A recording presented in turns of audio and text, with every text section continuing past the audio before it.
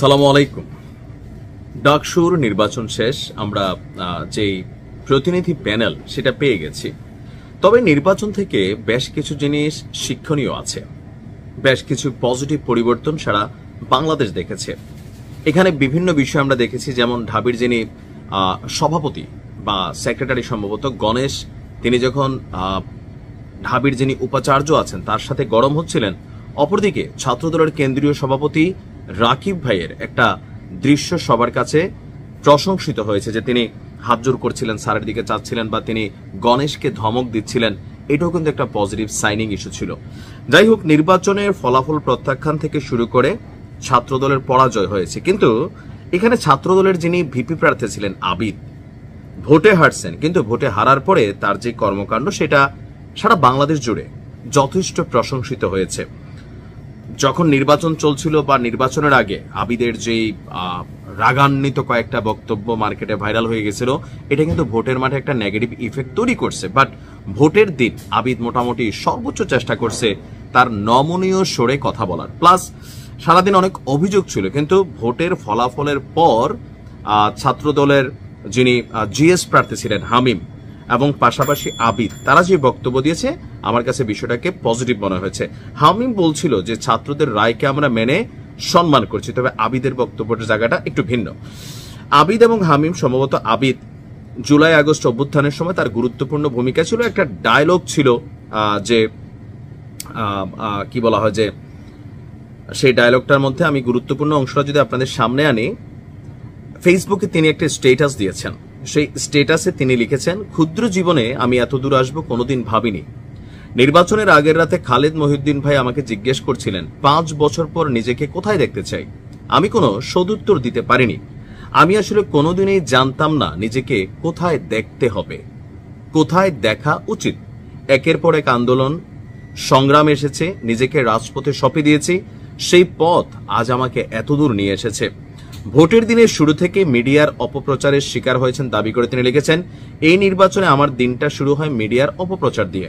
দুপুর থেকে আমি ভোটে বিভিন্ন জায়গায় একের পর এক সমস্যা খুঁজে পেয়েছি, সারাটা দিন সেসব নিয়ে কথা বলেছি। এই সমস্ত অভিযোগের একটা সুষ্ঠু অনুসন্ধান, যথোপযুক্ত সিদ্ধান্ত প্রশাসনের পক্ষ থেকে আসবে বলে এখনো আশা রাখি। মানুষ হিসাবে আমরা কেউই পরিপূর্ণ না। আমি জানি আমি আপনাদের জন্য যথেষ্ট কাজ করতে পারিনি। এই অংশটা আমার কাছে খুবই ভালো লাগছে। সত্যি বলতে জীবন আমাকে সেই সুযোগটুকু দেয়নি।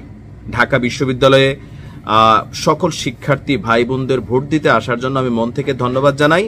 মাত্র 20 দিনের ক্যাম্পেইনে আমি চেষ্টা করেছি ঢাকা বিশ্ববিদ্যালয়ের প্রতিটি ছাত্রের কাছে ছুটে যেতে। অনেকটুকু কাছাকাছি গিয়েছি, কিন্তু সবাইকে হয়তো স্পর্শ করতে পারিনি। নতুন দিনের ছাত্র রাজনীতি উপহার দেবেন এমন প্রত্যয় জানিয়ে তিনি লিখেছেন, আমি আপনাদের আশ্বস্ত করতে চাই আমার যাত্রাটা এখানেই শেষ নয়।